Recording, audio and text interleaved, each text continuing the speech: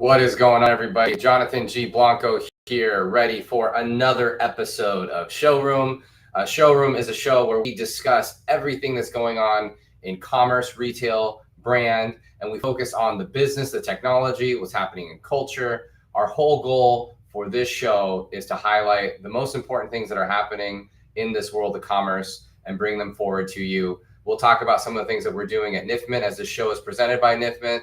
And let's just get right into it. So this week, there was a announcement by Pantone. Pantone is a paint company, and they selected Mocha Mousse as their color of the year. So Mocha Mousse has like this, rich chocolatey tone. And if you're familiar with Pantone, they come out with a color every single year. There's been different colors like peach, or what was the peach color? It was peach fuzz. And then they had Viva Magenta in 2023, Very Perry in 2022, Ultimate Gray in 2021. If you remember back to 2021, everybody was painting, the insides of their house like this light type of gray. And 2020 was classic blue. So for this year, with it being Mocha Mousse, what you'll find with Pantone is they highlight colors that you're seeing actively, and you're seeing this Pantone, this Mocha Mousse color a lot in luxury fashion with Louis Vuitton, and Gucci has been using these colors for a number of years. It's probably a color that you can see a lot in Skims, Kim Kardashian's product, which we'll actually talk about Skims a little bit later in the show as well. You see the color palette here across these different tones that would work well with the Mocha Mousse. I don't have a closet like that, looks like that. I would take that view though. That's a pretty awesome and interesting view there. But one of the other cool things that Pantone does is when they launch a color, they actually launch it with, when they launch this color of the year, they launch it with partners. And so some of the partners that they launched it with this year are Motorola, and you can see this chocolatey Mocha Mousse type of flip phone that you have there. I remember my original flip phone. It wasn't that great, right? Like that's essentially an iPhone or an Android, screen that you can open and fold in half. They also partnered with Joybird, and so Joybird is a couch and furniture company. What was actually really interesting is I posted about this announcement earlier in the week, and Joybird actually liked, and some of the people on their team we reposted it. So thank you, Joybird, for that. We should definitely chat. Maybe there's ways of us collaborating in the future. And Pura is those scents. What do you call that? The room diffusers. So you can plug those in. You can manage it from your phone and manage from the app as well. And Wix, we are big Wix users at Niftmint. We've been using Wix for a number of years. So they just launched a studio where you can use a lot of these colors using their AI studio and build a site really quickly, with that. They also partnered with a number of other brands like IPSY, Spoonflower, Post-it, as in the Post-it notes that you use at your desk, Libertone, Tea Leaves, Janavi, Oyuna, and Society 6. So I'd love to hear in the comments what you all think of Mocha Mousse. Are you going to be wearing this color or using this color if you're not already? Lots of really nice and interesting things there. But like I said, we're going to get a little bit back into this color here a little bit later in the show. So for our next topic, I want to discuss Louis Vuitton and how they are opening up, or not opening, sorry, they have already opened up their Le Cafe at their New York City flagship location. And so what Le Cafe is essentially a restaurant that is in the Louis Vuitton store. And of course, it's going to be high end and luxury. You can get things like, different desserts and some meal items there.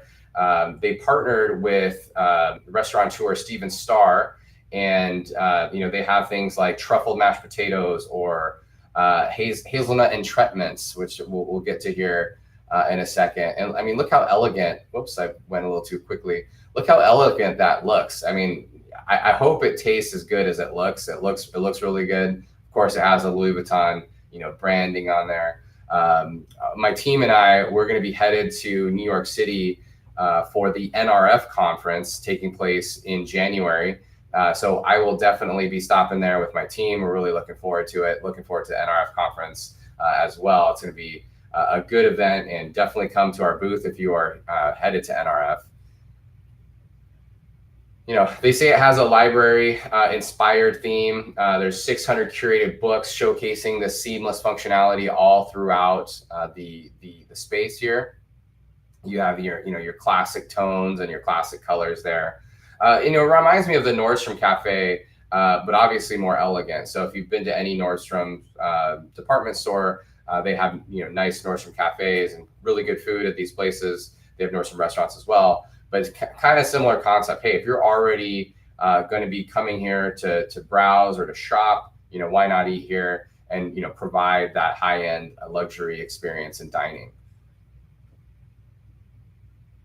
So yeah, I mean, I don't even know what that is, but I have a feeling that might be the hazelnut, that hazelnut item that we talked about. And, I don't know what this is either. This is like some avocado, maybe like some crab or some sort of, maybe ceviche on top. Yeah, I'm sure it's really tasty. We'll try it when we go to New York City. Maybe I'll do a food review or, record that so you can see what it's like when we get there. All right, so let's go ahead and move on to our next topic of the day, which is actually kind of going back to the Pantone a little bit from the tone side, or the mocha mousse from the color. So Skims, which is Kim Kardashian's brand, they went ahead and launched their flagship store in New York City. Now Skims already has stores in other parts of the country and has done partnerships with different department stores where they have like a smaller outfit inside of one of those department stores. But what's pretty interesting, about this overall is, New York City is one of the fashion capitals of the world. It's definitely the fashion capital of the U.S. I mean, maybe you could argue that against Los Angeles, but I think most people would agree that New York is that fashion capital. Millions of people. I don't know exactly. I should have looked up where exactly this is the location is, but she actually just had her opening last night as well. Invited a bunch of different celebrity friends of hers to attend. But what I find really interesting and very impressive, frankly, about Kim Kardashian and Skims is how she has been able to leverage her influence and her brand and bring that into partnerships. So she's done a number of partnerships with other brands. So not just department stores and having her store within her Skims line and store within those stores, but also other brands and doing cross collaborations. Here you can see, some of the clothing, very neutral tones, kind of like skin tones and variations of that. But yeah, so going right into the partnerships. So I think it was just last week or the week before, there was a partnership with announced with Skims and the North Face. So North Face is a winter jacket, ski, outdoorsy type of brand. And so you can see, kind of the Pantone the mocha mousse like tones in the clothing here. But ski fashion traditionally is very much like you're going up into the mountains, and so sometimes it's baggier clothes or baggier fits. So for people that are trying to be a little bit more fashionable, I could see maybe why they would want to wear this line. While I am a fan of Skims, I would not be wearing one of these items myself. But she's done a number of other partnerships. So that was one that was announced a couple weeks ago, and then a week before that, there's a partnership with Dolce and Gabbana, and that's her sister, Kourtney Kardashian, in there with her. So basically applying, the Skims fit and size and technology in with Dolce & Gabbana prints and clothing. And she's also partnered with the NBA. So Skims is the official underwear line of the NBA and also of the WNBA. So here you are, maybe thinking an NBA player would wear, I don't know, Hanes or some quote unquote men's brand, and here Kim Kardashian is building this relationship and becoming that partner.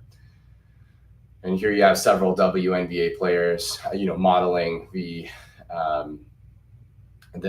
garments for Skims, which leads us into the next topic that I wanted to discuss, actually, around the WNBA itself. So the WNBA is the fastest growing brand in 2024, and that's according to Morning Consult. They did a report on the top, brands. And that's not a surprise because, if you follow sports in any capacity, and honestly, probably even if you don't follow sports, you've been paying it, you've had to have seen, the WNBA's rise. A lot of that is driven by this new draft class of players that came through. A lot of credit gets given to Caitlin Clark, and there's also other, players as well. But I think it's hard to deny that Caitlin Clark didn't have an effect on the rise of the WNBA. That doesn't mean that the WNBA hasn't done a good effort of building the status of its brand over the years, and there's been a lot of players and people that have supported it for a number of years before that jump.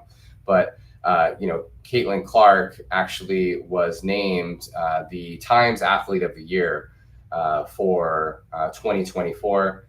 And now that's all athletes, that's male and female athletes. So it's the first time a WNBA player has been named to the Athlete of the Year status. And, are there better athletes out there? Maybe. But, when you think about Athlete of the Year, it's not necessarily only what's happening on the court, it's also impact. And, the impact that Caitlin Clark has had has pretty large. And I'll actually show you how here in just a second. But before we even get to that, let's go into one of the owners of the NBA. So this is Sheila Johnson, and she is the co-owner of the Washington Mystics. And she basically said that, the entire WNBA should get recognized as Athlete of the Year by Times, not just one player. Mentions people like Angel Reese and other players that have, obviously been very, very good for the sport. What's kind of funny though, if you are a Twitter person or an X user, is something called community notes. Well, what community notes came up and said is that 31% of the Mystics' total home attendance for the entire 2024 season came from 2 games versus Caitlin Clark and the Fever. So a third of the attendance for the Washington Mystics was a result of Caitlin Clark. And this is a stat. These are some stats that have their own WNBA teams. It looks like Montana, was that Tennessee, and somewhere here, had others, but like the Liberty, the New York Liberty, not even in New York State where they didn't have the most viewed for their own state. And the New York Liberty went on to win the WNBA championship. So you can't deny the influence that she's had there. And it's been really interesting on the brand side as well. Well, sticking with sports, let's go to our next topic with Juan Soto. If you know who Juan Soto is, so Juan Soto, and actually we're talking about New York, Juan Soto is the richest player contract-wise in Major League Baseball. So he just signed the richest contract in MLB history, $765 million for 15 years. He was just with the New York Yankees. They just went to the World Series. And he did get an offer from the New York Yankees for $760 million. So $5 million less. And you might be thinking like, well, hey, what's $5 million when you're already up that high? It was for one more year, so 760 million over 16 years instead of over 15 years. At the end of this contract, he's going to be about 41 years old.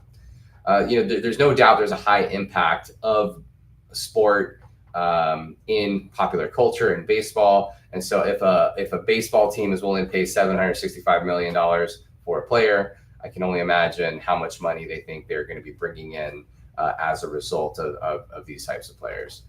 And to compare this contract across other sports, when we stick with baseball, Shohei Ohtani, who is the phenom pitcher slugger combination for the Los Angeles Dodgers, last year he signed a 10-year deal for $700 million.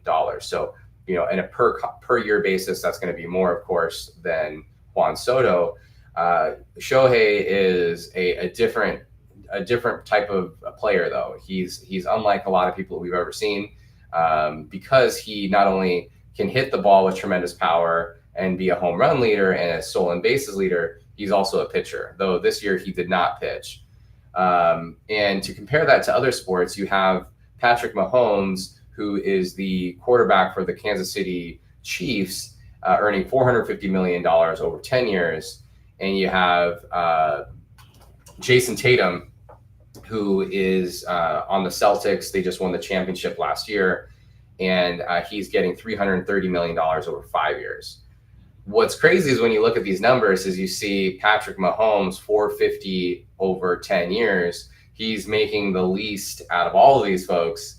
And I think it'd be hard to argue that he's not playing the most dangerous sport of them all, right? A lot of contact takes place in football. It's just really interesting how football does not pay at the same rates as other sports overall.